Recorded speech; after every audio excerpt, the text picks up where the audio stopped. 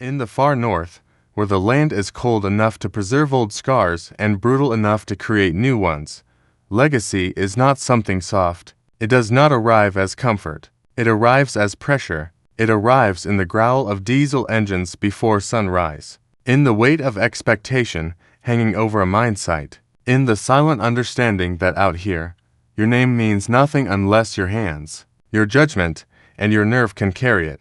For Kevin Beets, that truth was never distant. He did not grow up hearing stories about gold mining from far away. He grew up inside it, inside the noise, the mud, the breakdowns, the impossible deadlines, and the hard-edged standards of a family that had already carved its identity into the frozen ground. And when you are born into a world like that, the question is never simply who your family is. The real question, the one that follows you through every long day and every costly mistake, is whether you can become someone more than what was already built before you. Because there comes a point in every legacy when inheritance is no longer enough. A point where bloodline stops speaking, and character has to take over. And for Kevin, that point would not come gently. It would come the way most things come in the Klondike, slow at first, then all at once. To understand Kevin's story, you have to understand the world that shaped him. Gold mining is not glamorous when you're living inside it. It is not just treasure pulled from the earth or dramatic victories at the end of a hard season. It is repetition, discipline, fatigue. It is the constant threat of losing time, money, machinery, and momentum. It is a world where every decision carries weight because every hour has a price. And inside the Beets family, those pressures were never abstract. They were daily realities. Around Kevin stood larger-than-life personalities, people forged by experience, hardened by loss, and driven by a near-obsessive refusal to fail. In that kind of environment, strength is admired, but it is also expected. Mistakes are remembered. Hesitation gets noticed. Weakness, even when human, can feel expensive. So Kevin came of age in a place that demanded maturity long before comfort ever had a chance to settle in. He learned not just how to work, but how to endure. Not just how to operate machines, but how to think under pressure. Still, there is a quieter challenge that comes with being born into a powerful name. Because when the path ahead has already been marked by someone else's success, your future can start to feel like a comparison before it ever has the chance to become a journey. And that is where Kevin's story gains its emotional weight. He is not just a young miner learning a difficult trade. He is a son growing up inside a legacy so visible, so demanding, that even his own progress risks being seen as an extension of someone else's strength. The deeper tension is not whether he belongs in mining. He does. The deeper tension is whether he can ever be seen as fully his own man while standing so close to a name that already fills the room.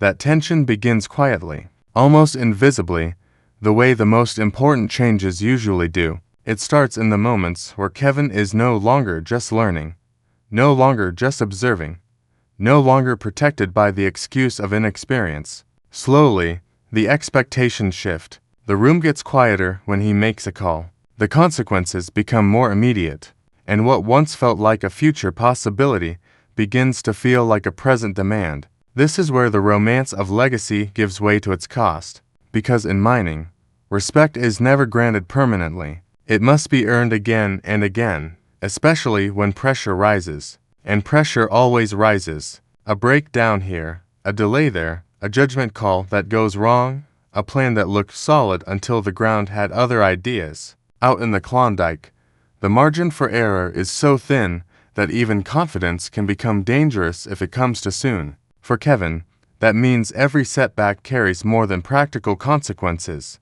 It carries emotional weight. Every mistake becomes to battles at once the problem itself, and the unspoken fear of what that problem might say about him. Is he ready? Is he capable? Is he leading? Or just trying to look like he can? Those questions have a way of following a person in silence, and perhaps that is what makes his evolution compelling. It is not a clean ascent. It is not a simple montage of growth. It is messy, uneven, marked by doubt, by friction, by the discomfort of being caught between two identities the son people recognize. and the man he is still trying to become. The mine becomes more than a workplace. It becomes a proving ground. Every machine, every decision, every difficult day presses against him, asking for the same answer in different forms. Who are you when the pressure gets real? Not when you are being guided, not when the stakes are low, but when something breaks, time is disappearing, and all eyes turn toward you. That is where many inherit a legacy and discover it is heavier than they imagined. And that is where Kevin begins to learn that becoming something real often means disappointing the simpler version of who you thought you were, so that a stronger version can take shape in its place. Then comes the turning point, the moment no next generation can avoid forever. It may not arrive with a single explosion of drama. Sometimes it comes as accumulation, 100 hard mornings, a string of difficult calls, a slow realization that advice can guide you only so far before responsibility plants itself squarely in your hands and refuses to move. For Kevin, this is where the emotional center of the story sharpens, because leadership, in its truest form, is not about being ready in a perfect, polished sense. It is about being willing to stand in the uncertainty anyway, to make the call, to absorb the consequences, to remain present when the outcome is still unknown, and that kind of growth is rarely visible from the outside while it is happening. From a distance, people see the role. Up close, the person inside it feels the cost. Kevin begins to understand that stepping out of a shadow does not mean rejecting where you came from. It means surviving the pressure of it long enough to find your own shape. There is something almost brutal about that process. The old assumptions fall away. The safety of being the young one disappears. Excuses become less convincing, not because anyone is cruel, but because the stakes are too high to allow illusion. This is the true Kevolution, not a sudden transformation, not a dramatic reinvention, but a slow forging under relentless heat. The kind of change that happens when pride is tested, when confidence is humbled, and when a person realizes that leadership is not about control.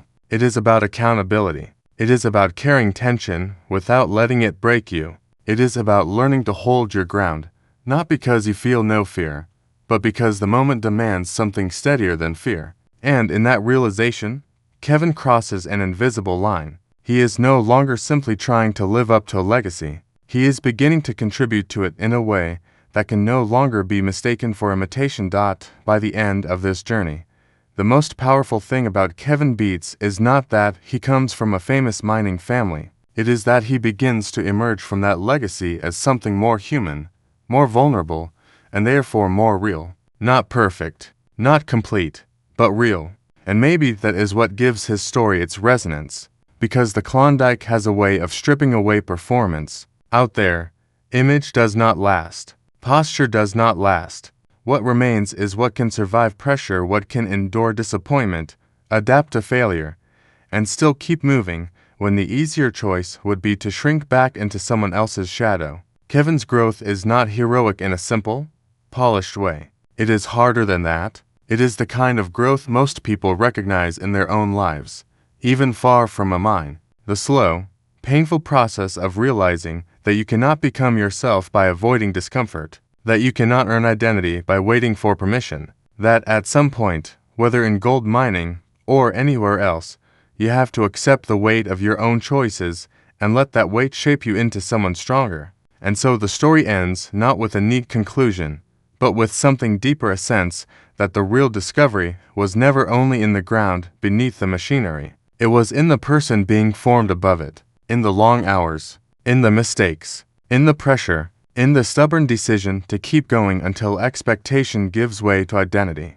In the Klondike, families may chase gold as if it is the final reward. But for Kevin Beets, the deeper prize lies somewhere less visible and far more difficult to claim. Because beyond the dirt, beyond the noise, beyond the legacy he was born into, the real excavation was always happening within. And what he is uncovering, piece by piece, is not just a future in mining, but the hard-earned shape of the man he is becoming.